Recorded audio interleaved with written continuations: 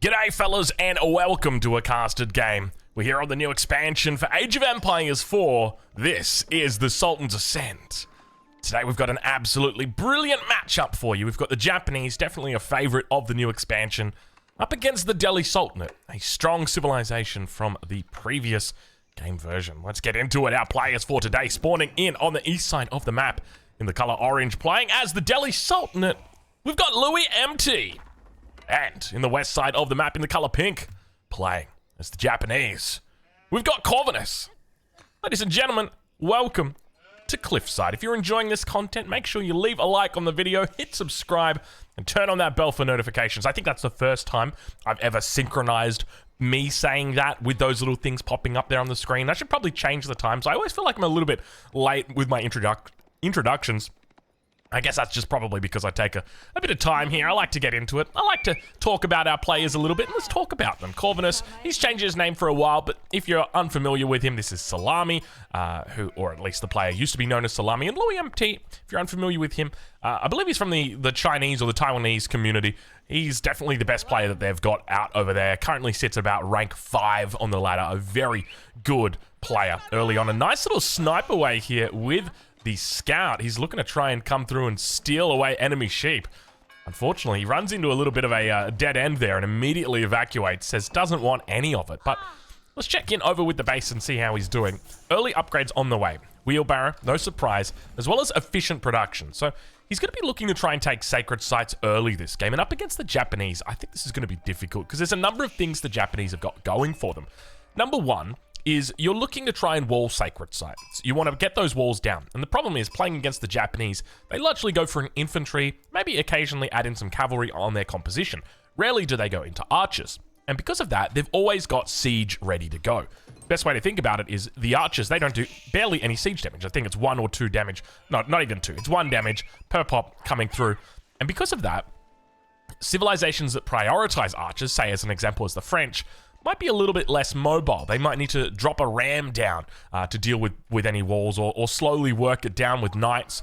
And because of that, I think that the Japanese have a pretty good matchup today into the Delhi Sultanate. I'm curious to see exactly what Corvinus looks to pull out with his strategy here, but we do see him actually going with a bit of a curious opening. So gathers up the 350 stone, but then looks to put villagers on gold. Interesting thing to note is he got the 359 stone, but didn't get 170 gold. This is part of the theory that I've been running with as well. If you can time this perfectly, and you can see that the gold's a little bit far, so it's always going to be a little bit slower, you can speed up your age up significantly by doing this. And you can see that now he's going to have enough resources to age up here, but only collects the stone that he needs here. And I think this is quite curious because there's a number of different build orders that you can go for with an opening like this, but I found by far the most, the one that makes sense to me the most is where you just simply gather 350 stone and you're left with about, as you saw, 168 gold. Normally you want to try and round it to 170 because even though from that point you can say, okay, well, I should just gather up the extra stone on the top, then all of a sudden you're left with this extra stone when you get to 200 gold. It's about an extra 100 or 200 stone, something around that region. And now all of a sudden it's like, well, I've got this extra stone. I might as well go all the way and get the stone for the Daimyo Manor. And then all of a sudden you get the stone for the Daimyo Manor, and then you've got the stone for the town center. You delay your age up a little bit, delay your town center a little bit. But then you're like, well, now I'm left with this gold because I've gathered all this stone. What should I do with it? And you'll start looking around. You're like, maybe I should get Tawara. And you can see how quickly it starts to escalate. And all of a sudden you're sitting there with, you know, in the Dark Age at 6 minutes, like, I'm going to collect all the upgrades. And I think you definitely could play this civilization in the Dark Age. I'm kind of surprised that we haven't seen it just yet. I actually played a game. I think I went about 24 minutes in the Dark Age only up against an opponent. I never actually posted it. I'm not sure whether it got casted, but Japanese are fun in the Dark Age. We'll say that much. They're one of the few civs I feel like they can probably get away with doing a longer Dark Age. But age up comes through now for Louis. Upgrades immediately clicked. We start to see that it's going to be horticulture, then survival techniques and professional scouts. Sanctity is on the way through. He's got piety in the queue afterwards. With Sanctity 2 minutes and 30 seconds away, we now start to see him moving towards that stable. No surprise seeing the Tower of Victory coming up here. now instead going to throw down the blacksmith here. I guess he's noticing the delay from his opponent, maybe knows about the second town center as well. And we see villagers immediately moving out over to the gold here. I suspect he's going to be looking to place down that town center, but one of the things I'm a little bit worried about, it's going to be that wood coming through. It's going to take some time here. I'm hoping he's not going to have to do a little bit of a long run deposit, but you can see those villagers coming back. He's trying to get enough resources. Does he have it? He's got enough for the town center. And Louis, I don't know whether he was going for the block right there, but it was definitely looking to make sure that he is aware of what his opponent is up to. And now we check in with Louis. Louis just going to be going for the double blacksmith opening. I think this is the right call, okay? Because you see the two town center coming out for the opponent. You know that there's probably going to be a couple of Honor Geisha on the way shortly. But I think, if anything, this is a matchup where you can afford to go for an earlier castle age as the Delhi Sultanate. Especially if you see this two town center opening. It just makes sense. Well, I saw those ice skates. Don't pretend I didn't. Yeah, going for the second blacksmith, or actually, never mind, he only went for the one blacksmith, but I think going for the blacksmith here makes a lot of sense. I think he can definitely afford to go for a second one as well, because realistically, his main goal is just going to be capturing those sacred sites.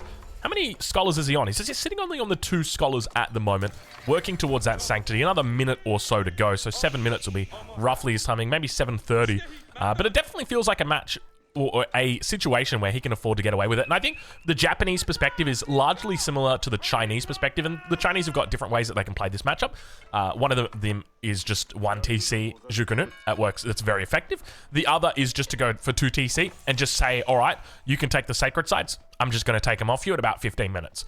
And I suspect that's probably what Corvinus is looking to do here, maybe neutralize some of those sacred sites, because the reality is, when it comes to the Delhi Sultanate, they are a little bit boring in that you can kind of predict what they're going to do. They really only seem to have that one victory condition. I mean, they do have the second one where you can look for, you've got the Tower of the Victory, you can go for the Dome of the Faith. And it's a bit more oriented around the Imperial Age, but still it feels like this is by far the most dominant position. And have a look at this. We got walls beginning to come up. He's walling off absolutely everything at this stage of the game. I'm loving the way that with Cliffside, it's very open, the cliffs. You don't have this whole snaking double section of cliffs across the entire map. It's only in the center that you really get it. Everything else is very open. You can see down towards this southern position, there's a lot of openings into these areas. And because of that, it means walls like this actually make a fair bit of sense. Spearmen coming out now, looking to begin walling it up. Villagers moving over onto the gold. I suspect this is going to be for that castle timing. 7 villagers onto gold. That's a lot more than what you would normally see. Keep in mind the Delhi Sultanate don't have anything to spend on their gold on other than scholars at this early stage of the game. I don't think the Ghazi Raiders, the Ghazi Raiders do not cost any gold. I wasn't sure, just simply because I know that they do get bonus damage against heavy, and it feels like they probably should cost gold, but yeah, they don't. More and more walls coming up. It's looking good at the moment for Louis MT. Exactly what he wants to achieve here. First of the sacred sites being captured. Second one, slowly going to be working its way through here.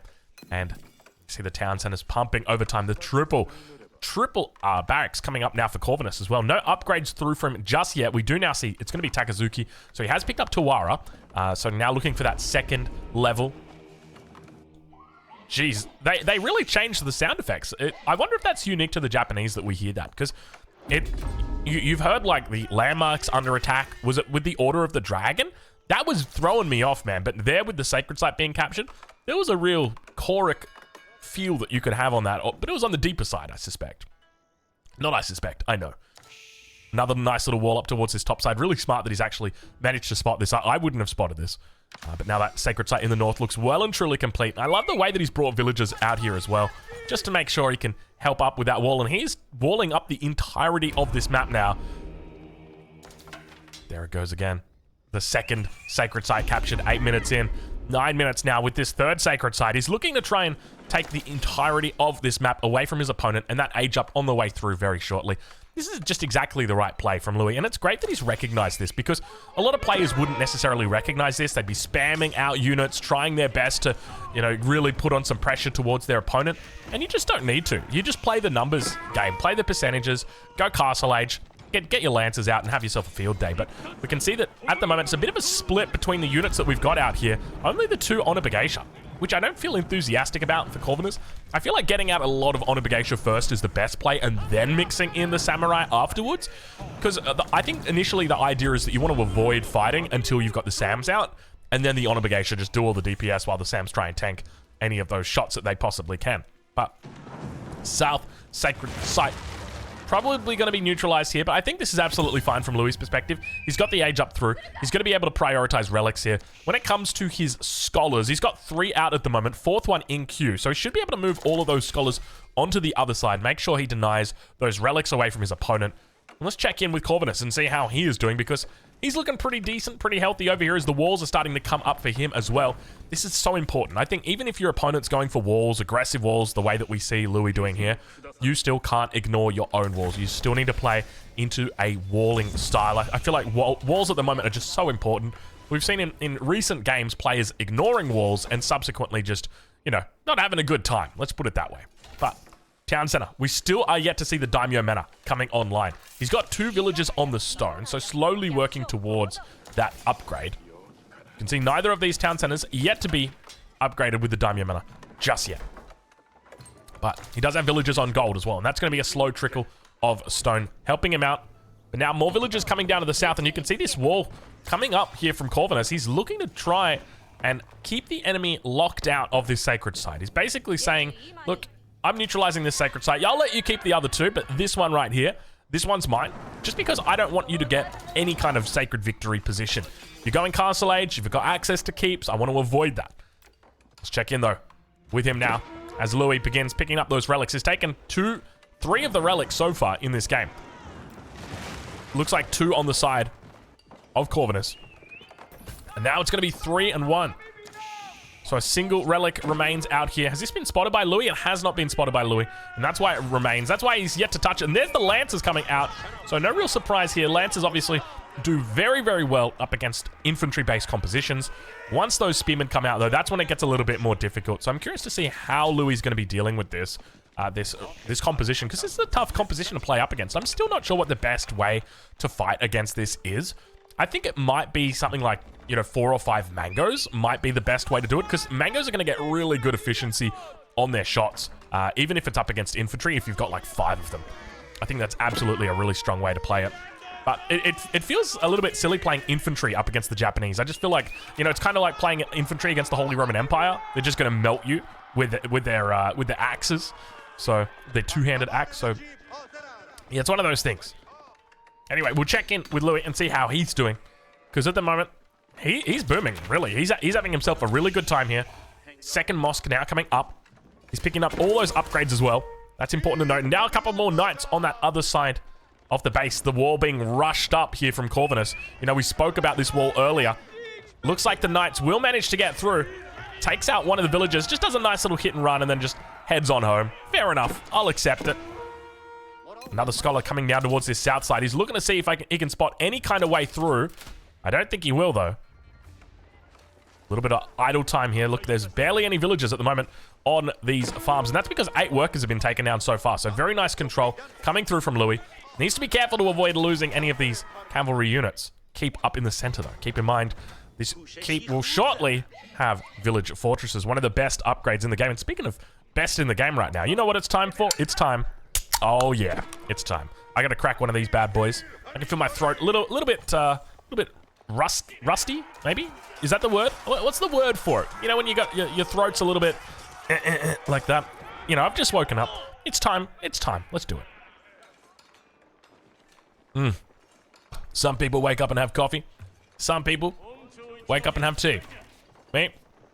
Well, you know what I'm drinking. It's it's the juice of God. Is that what they call it? Anyway, no, it's Red Bull. Surprise, surprise. Cavalry numbers really building here. Archers got their veterancy upgrade. They've got that extra attack speed as well. And you can see that Louis, a little bit fearful of the number of infantry units here. Corvinus really just sticking it out in the feudal age. And I think this is absolutely fine.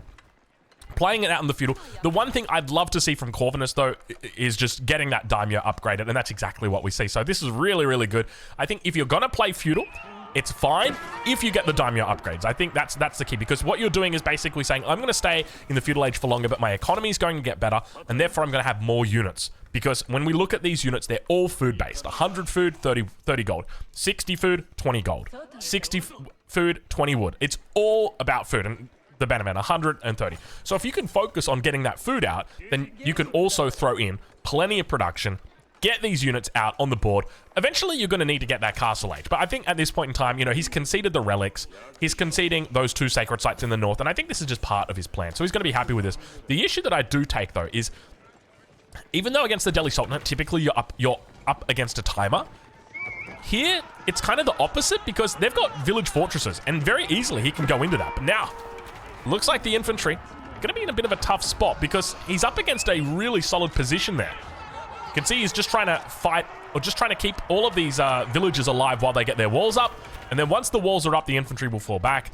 And then he knows the advantage is in his court. He's going to have to wait for trebuchets or something like that. Louis will, before he can really try and push this down, just because the infantry is always going to be able to come in here. And you're playing with fire right there. Louis, watch out. Corvinus can come around from the back. Go do it. You could really come in with a cheeky attack from this angle right now if he wanted to. I don't know where he's going or what he's doing, but 100%, if he wanted to, he could bait this out. It's curious to me that he's not going for it. A single gate here, units up to the back, block the wall, completely eliminate this opponent on the front. But now that infantry comes through on the front side. Where is he going? Where is he going? He's going all the way around? You're really wrapping that far around, Corvinus? It was so easy. You could have even just done a wall delete here. But now going to be caught out of position. Losing out those samurais. Wants to avoid fighting when he doesn't have his entire infantry. Oh, is he just going for a base trade? Oh, okay. All right. I respect that. I did not think that he'd go for that. I mean, he could have cleaned this up completely. When we look at the numbers here, there's no 2 ways about it. I don't even have to, you know, carry the 1 or anything like that. It's just like, oh no, it would definitely, absolutely win. Let's have a look and see what the response is going to be from Louis, because he's been putting pressure on early towards the front. Cavalry's going to move back. A couple more archers heading that way as well. Now the question is going to be, what can they find? Is he going for landmarks? Is he actually going to snipe out right now? All right, let's see what he's got. How much juice can you throw at this? Corvinus saying, you know what? I see you hiding behind those walls. Hide behind this. Relic picked up. Second relic picked up. Is he throwing him? He's getting, oh, he's looking for it. He's looking to get a little bit of a Wallalol here. Wants to defend these archers and knows he's going to need to throw out the Wallalols. We hit 3 relics picked up at the moment. He is ready to defend.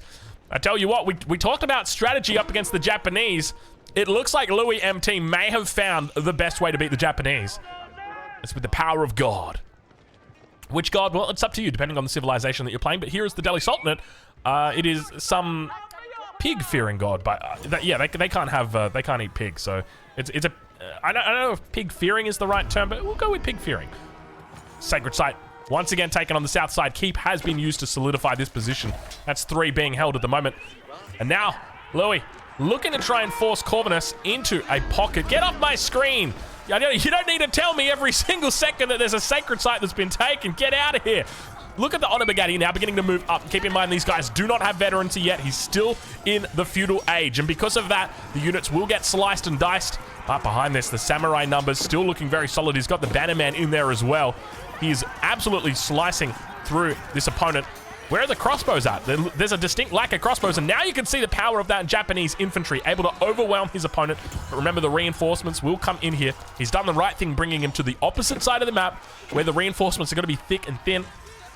Thick and thin? I don't even know what that means, but what I meant is that the reinforcements are going to be hard to reach this position here for the Japanese player. But look at this. Japan don't care, baby. Where were the Wallalols? This is where I needed my Wallalols, but he's in a bit of a tough spot now. Where are the villagers at? Nowhere, fortunately, which means no idling time. More Lance is going to come in. He's trying his best to hold on, but it's looking pretty decent of a defense from Louis MT.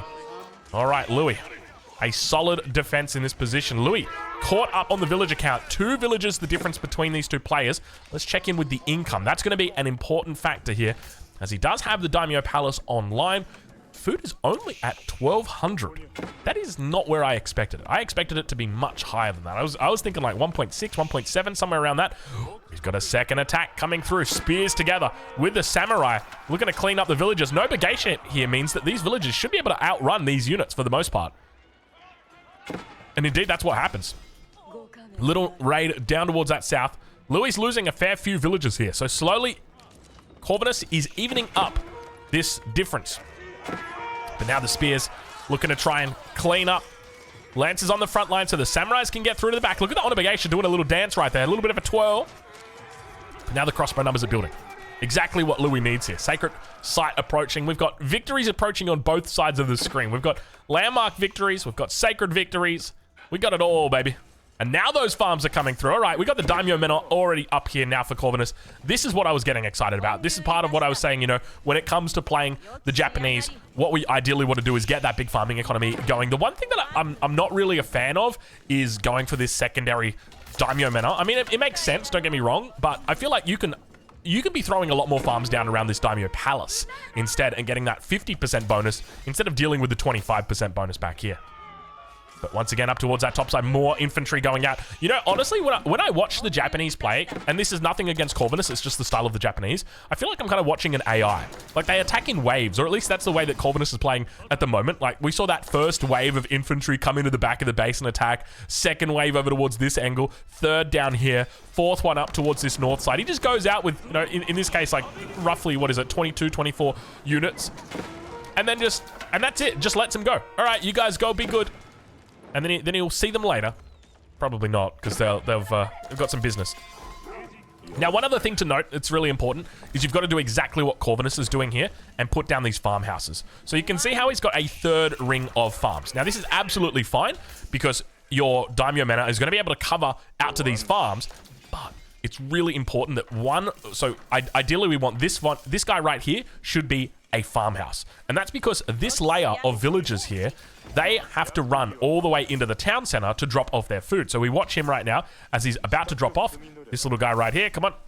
So he's going to run all the way over here. He'll go to the storehouse instead and then come back. And we want to make sure that every single farmer has only one tile to go. Or in this case, that they've got a drop-off building immediately next to them on their farms. So in this situation, you can see that this farmhouse here, it's kind of doubling up for these two, so it's not necessary. We could have actually thrown it back here and then had another ring around here. It's these small little optimizations, but they do start to add up. It's the difference between having, say, a 2,000 food per minute economy and a 2,300 food per minute economy. So it's a big difference in the end. Because it does start to scale, because you can see we've got villagers out here. If we were to scout or count how many you've got too far away, you'd say 1, 2, 3, 4, 5, 6, 7, 8. Actually, this one's fine, so that's 7. Is that Imperial Age? So we got, hold on, let me finish counting. 7. This one's fine. 9, 10, 11, 12, 13, 14, 15. So 15 at the moment. 15 farms that are suboptimal. Look at this. He's going Imperial Age while his opponent is in Feudal. We're going to have Imperial versus the Feudal. This is the power of the Japanese, though. You know, we've unlocked a couple of things today. We've seen the secret of the Japanese, or the secret of countering the Japanese with the Wololol threat. But now, Louis MT goes for the Palace of the Sultan on the front line against the Japanese Feudal Age push. Mass infantry. 184 population right now. The Age up... Oh, never mind. Corvinus is going Castle Age as well. I mean, he's still going Imperial. It's still going to be Imperial versus... Oh, it's so close. Imperial versus the Feudal Age. But we just don't get there. Slightly ahead. Oh, you know what? I'm still going to sell it to you. No, I wouldn't do that. Or would I? I mean, this is looking pretty good right now, though. I got to be honest, man. The veterancies are on the way through. Veterancy for spears, honor brigade up, samurai. We see that, is it the Odachi? Odachi upgrade on the way as well. The keep stood absolutely no chance. Keep in mind, he does have boiling oil upgrades through here as well, which means those infantry are going to be taking extra damage. But look at the production just coming out right now. Corvinus just pumping units into the front. Plenty of units, or plenty of barracks back here. Goes for the floating gate. Where does he look to place these Yorishiro? It's going to be Town Center 1, and Town Center 2 probably going to pick up that second Yorishiro. Actually, no, he's got into the barracks. Barracks is going to be pumping overtime here. And now those landmarks are under threat. You want to go Imperial Age. He's got Feudal Age units here against the Imperial landmark. And he's like, nah, good luck, Palace of the Sultan. More like Palace of the Dead. Not really. But seriously, it's dead. Next landmark coming up. This is going to be that town center. He's got all 4 landmarks here within the screen. You can see he's looking to try and get court architects through. Villager's going to get pulled. The Wololo, the secret to defeating the Japanese. It could be right here. The Benemen do not manage to get taken. Look at the relics that he's got here. This is the secret to countering them. He's trying his best to prevent these elephants from going down. The solid defense coming out from Louis MT. He's looking to hold. And now he manages to take an honor Bugatti. He says, how you doing? Don't mind if you come play on my team for a little bit. Next. Do we have the next Wololo coming through? He's got 5 relics in the bag. Throws down one of them. There's the next one. It gets sniped out. Oh, he could be in trouble right here. The villagers are working slowly towards those battering rams. He's taken them out. Corvinus right now putting on an absolute masterclass in feudal fight technology. Wololo comes through. It's unsuccessful again. He's got plenty of relics on the ground. More elephants coming to the fore. Relics, scholars, absolutely everything. Battering rams will go down completely. It doesn't have a whole lot of a lot of health. It's going to get assassinated. All of the scholars trying to heal it up. Unfortunately, not going to be able to find it. And the samurais together with the Honor Bageisha able to clean this out completely. Still these elephants trying their best to tank on the front line. Where are the scholars at? I don't even see them. All the relics are on the ground right now. We got 5 relics, 0 scholars, and the battering ram working towards that town center.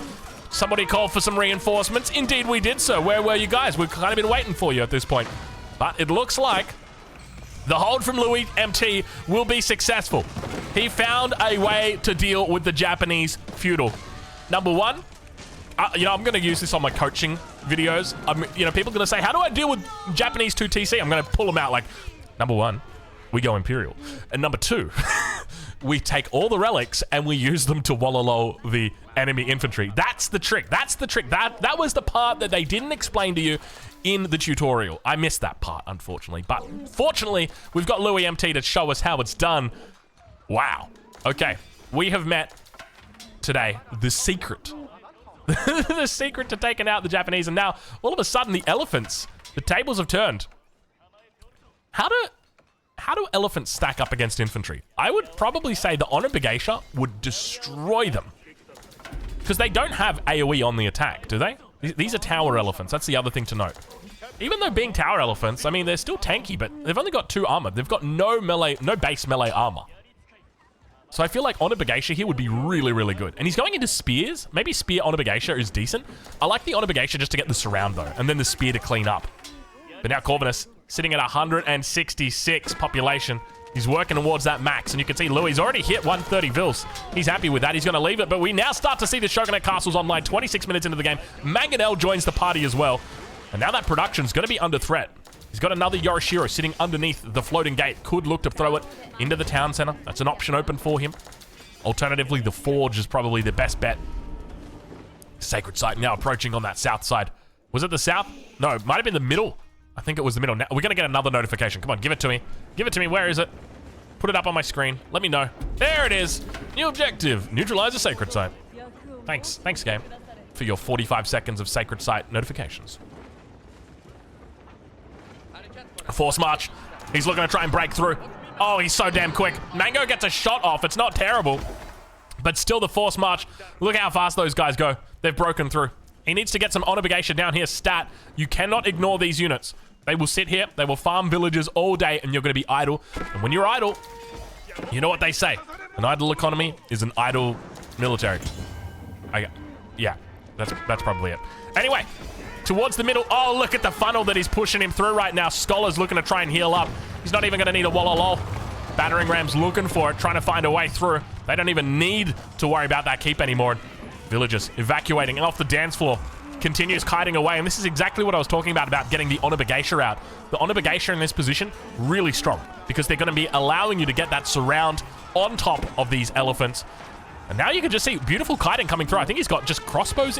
This is the crossbow upgrade, if I remember correctly. Villagers. I mean, at this point, he's not too fussed about villagers, right? It's going to be easy for him to rebuild them.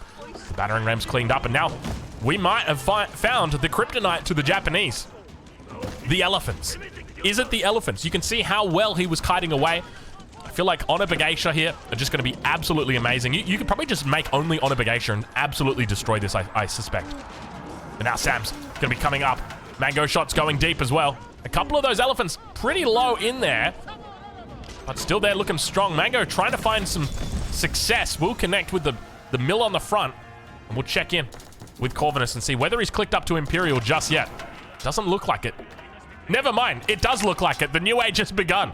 Oh, I looked at the UI. I said, no, he's definitely clicked up. That's an Ozutsu. Ozutsu out. Now, these guys should do pretty well, I would suspect, against the tower elephants. They've got that AoE, which means that all the tower elephants are going to be clumped up together, and you're just going to treat them like the Vanga boys. Give them a little bit of the boom boom. Plenty of racks on the front here, only making infantry and Ozutsu. Exactly what you need here. Still down about 30 villagers. And it looks like we've got ourselves a little bit of a shared gold mine. Gold mine. Don't mind if I do. Don't mind if I do either. Villagers, unfortunately, not going to be seeing the light of day here. Plenty of siege out, though, for Corvinus. Both of these players pretty close to max, less than 10 population before maxing. Now the mango numbers are starting to rise. Scholars at the front of the base.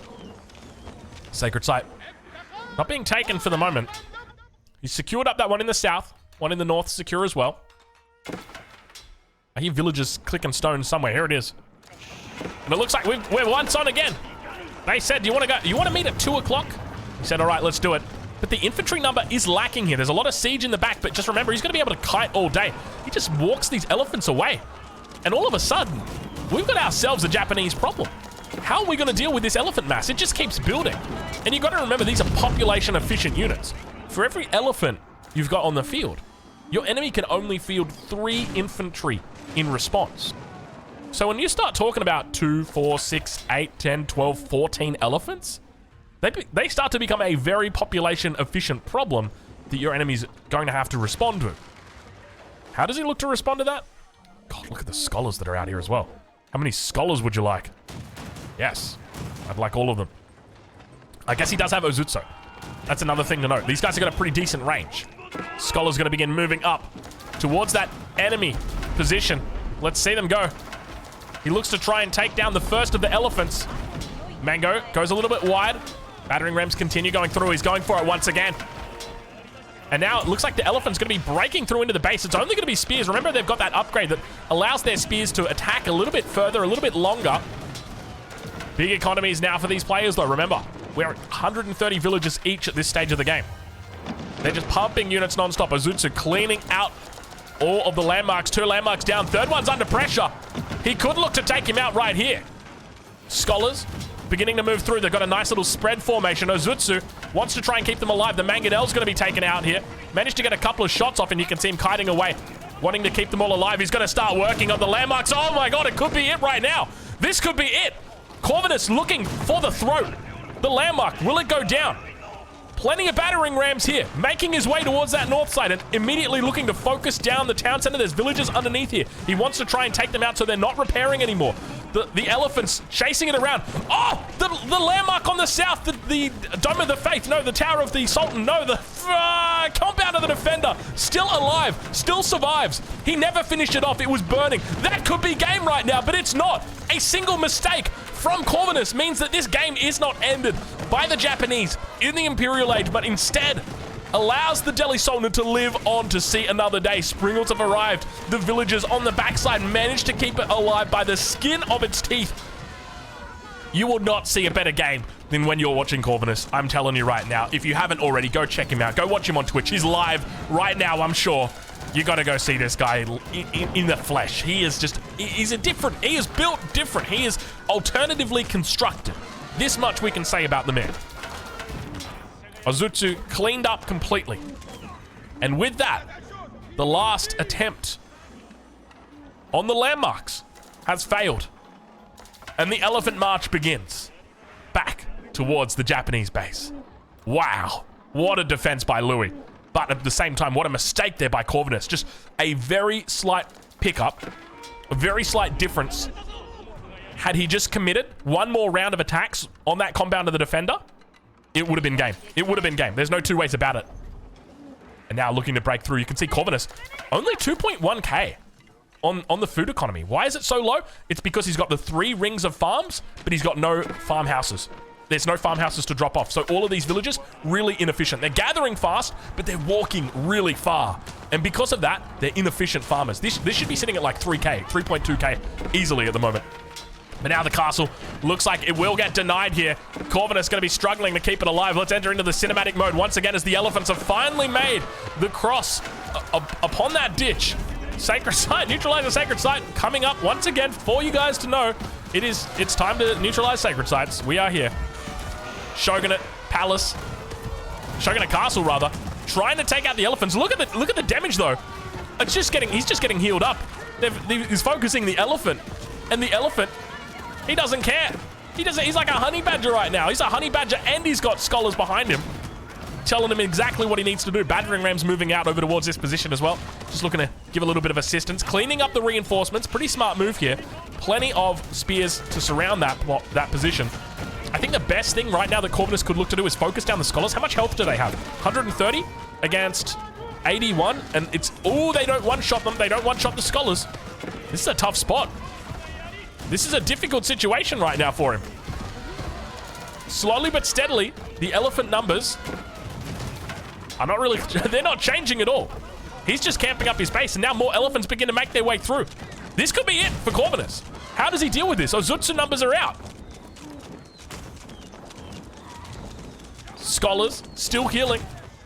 The Shogunate Castle can't do anything. It literally cannot respond to the elephants, to the scholars. It can't one-shot them. They're not infantry, so they don't get the bonus damage against them. And now the elephants begin working on the landmark. He's done it. I think this is it. Has Louis finally managed to recover it after an incredible fight here? We got to check in. We got to check in with his opponent. We got to see if he's up to something sneaky in the middle of the map. It doesn't look like it. He's just making spears. The food economy has slowed to a crawl. Less than 500 food per minute now coming through for Corvinus.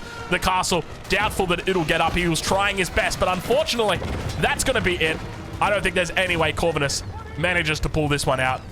He's looking for a rabbit up in the north, but unfortunately, the only rabbits do not exist within his hat. It's going to be a slow and steady siege of the Shogunate Castle, but I still can't feel like... I still have to feel like there's just no possible way he's got a response to these elephants. What's the best way you can do it? I feel like Onabagatia should have been the call a little bit earlier, just to try and get that surround. You know, you move 60 Onabagatia in, surround on the elephants, and then just start swinging. And anyway, I started blasting. And now, that slow and steady grind of the landmarks down, and that's going to be it, ladies and gentlemen. Louis MT victorious over the Japanese with a masterclass in how to take out the Japanese elephants with flowers on their heads. They're kind of pretty.